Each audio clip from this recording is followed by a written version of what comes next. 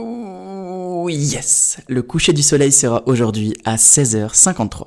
Donc, à 16h, je suis parti pour courir et profiter de la plage. Ça veut dire quoi? 2 heures pour préparer ce podcast, c'est parti. Ça fait bizarre de dire dans un podcast ce que je suis en train de me dire, à moi-même. Mais ça le fait. Courir. Courir, c'est quelque chose qui me permet de me vider l'esprit, de faire un break entre 2 activités. Cela m'aide à être plus productif, plus créatif. Je pourrais t'en parler des heures. Ça pourrait être le thème d'un prochain podcast, ça. Sport, santé et état d'esprit. Ce serait plus spécifique à étudier. Bref, c'est bon. J'ai fini de me parler à moi-même. C'est parti.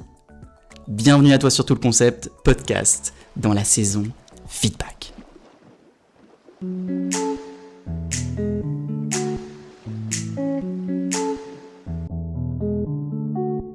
Mon nouveau défi, créer des outils et des concepts pour moi, mais surtout pour toi.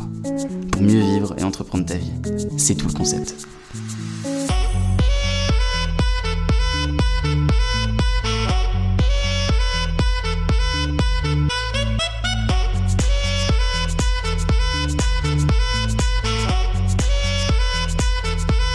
Espèce d'opportuniste, je sais très bien pourquoi tu es là.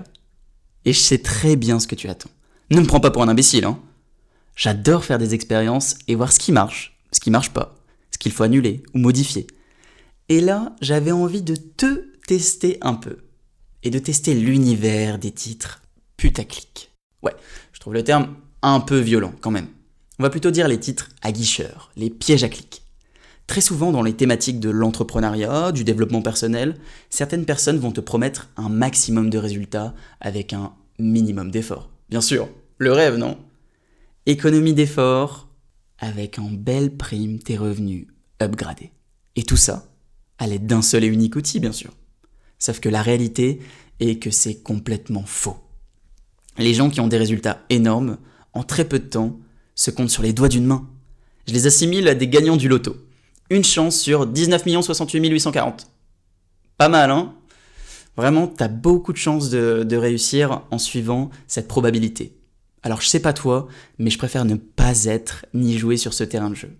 J'ai plutôt envie de me bouger, d'agir et mettre en place des actions pour mieux vivre, être plus productif, travailler dur, mais surtout intelligemment sur mes projets. Avoir de gros objectifs à long terme, plutôt que d'attendre et d'espérer empocher le pactole sans effort. Un outil pour devenir riche. Avec ce titre, j'ai pour l'ambition que plus de personnes regardent ce podcast. Je vous ferai un retour pour voir si la stratégie a opéré ou si ça a été un beau petit flop. On verra bien. Le seul souci, c'est qu'avec cette technique, je vais cibler un panel de personnes pas forcément engagées et intéressées par mes thématiques. Mais je me suis dit, peut-être que t'en fais partie et que tu es une ou une opportuniste curieux ou curieuse qui s'est dit bingo, je dois pas louper ça. Je pourrais passer à côté de quelque chose. Il faut que je l'écoute. Et si ce mec avait la stratégie du siècle pour devenir riche? Suspense.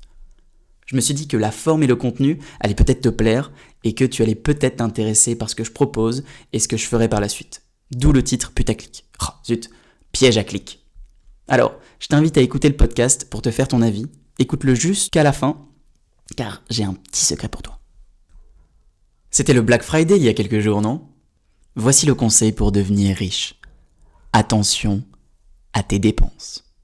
Voilà, l'épisode touche à sa fin. Merci d'avoir pris le temps de l'écouter jusqu'au bout et on se dit à très bientôt. Oh, le comique, un peu d'humour, non? Ça fait du bien. Bon, pour faire simple aujourd'hui, on va pas parler d'argent. La richesse, c'est très relatif. Tout dépend de ta définition de la richesse. Une vie riche va pouvoir être remplie d'expérience et d'amour. Devenir riche, cela peut être devenir une personne riche de savoir, riche de savoir-vivre, riche de savoir-être. Aujourd'hui, je vais tenter de te donner un des outils que j'utilise pour te permettre de devenir riche en temps.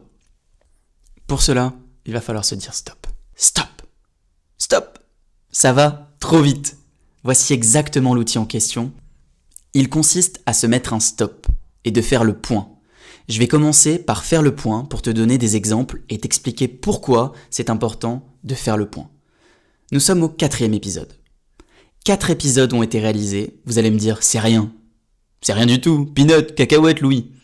Mais non, c'est très important de fêter ça. Et je suis hyper content. Wow, 4 épisodes. Et là, c'est le 5e. Parce que oui, pour faire très simple, j'ai appelé le premier épisode #0. Donc, ça me décale tout. Si tu me découvres, dans cet épisode #0, je t'explique un peu plus qui je suis et d'où je viens. Ces 5 épisodes m'ont permis d'apprendre plein de choses et de déjà grandir un peu plus. Que cela soit sur l'enregistrement, le montage, la prise de parole, j'ai appris la puissance du rythme dans la manière de s'exprimer. Pour se faire comprendre au mieux quand on s'enregistre, etc., etc. Quoi ? Qu'est-ce que t'attends de moi ? Que je te remercie ? Eh bien, ouais. Merci à toi qui commence à m'écouter et qui me donne tes retours. J'ai été surpris de la bienveillance des personnes qui m'ont écouté et des messages d'encouragement qu'ils m'ont envoyés. Et ça fait vraiment du bien. Merci beaucoup. On se dit souvent quand on fait quelque chose, on va se faire critiquer, nanani, nanana. Eh bien, lancez-vous et vous verrez. Je suis à la recherche des critiques car les gens ont été beaucoup trop gentils. Faire le point pour se demander si vraiment on aime ce que l'on est en train de faire. Faire le point pour se rendre compte de ce qu'on a appris pour le moment, de ce qui est à changer, de ce qui est à modifier. Faire le point pour fêter les petites victoires. Ça fait du bien, ça donne de l'énergie pour avancer. N'abuse pas trop non plus. Tout ce qui est excès est souvent mauvais. T'as répondu à une question d'un exercice ou réalisé une toute petite tâche d'un dossier, hop, grosse fiesta. C'est pas ça l'idée. Mais au lieu d'uniquement fêter et célébrer à la fin l'accomplissement de tout le projet qu'on a mis en place et qui a pris du temps, fêtez les grandes étapes de l'avancée du projet. Petit resto, petit verre, petit film, petite soirée, vous le méritez. Une petite victoire ? Célébrez. Faire le point, ça te permet de prendre du recul et de modifier et ajuster ta trajectoire de vie, ta trajectoire dans tes projets. Vous vouliez être riche ? Eh bien, une des richesses les plus rares, la matière la plus précieuse que personne ne peut modifier et qui est irrécupérable, c'est le temps. Et par principe de cause à effet, et comme on le dit souvent, le temps, c'est de l'argent.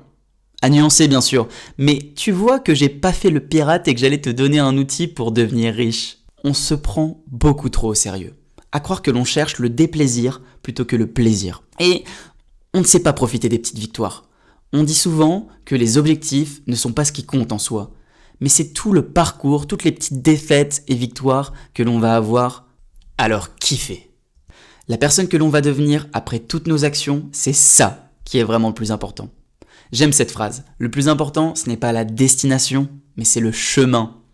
Tous ces moments kiffants, ces rencontres, ces galères qui vont te mener à la réussite de tes projets.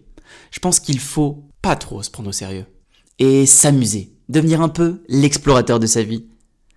Quand on commence un projet, ou dans la vie en général, il faut donc apprendre à faire régulièrement le point.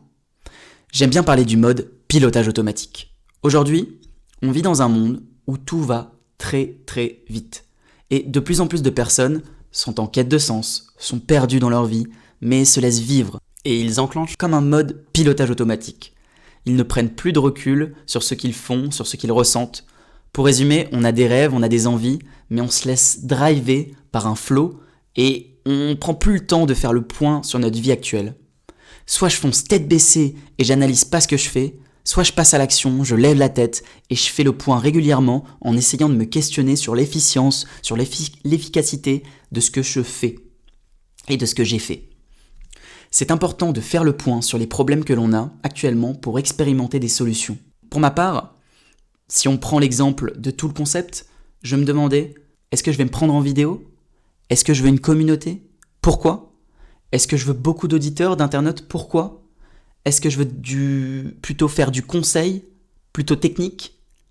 Qu'est-ce qui se fait pas et qui peut être innovant ? Comment avoir plus de gens qui te suivent ? Qu'est-ce que je veux vraiment ? Et où et comment je vois mon projet dans 5 ans ? En faisant le point, j'ai répondu à quelques questions pour mieux avancer. Fondamentalement, ce qui m'intéresse, c'est la création et j'aimerais créer des podcasts, des vidéos, des produits.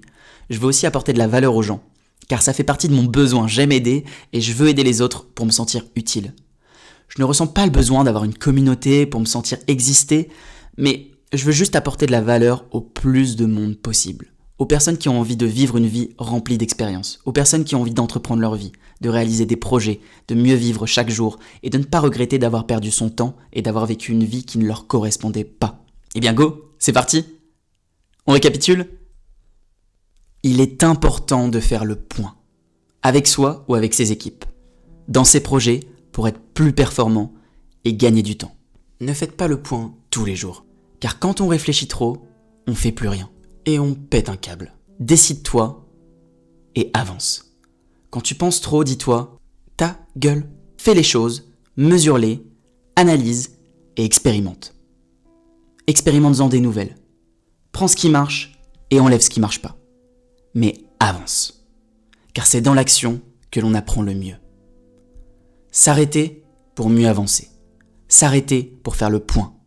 Faire le point pour aligner ce que je fais avec qui je suis. Comme un pirate.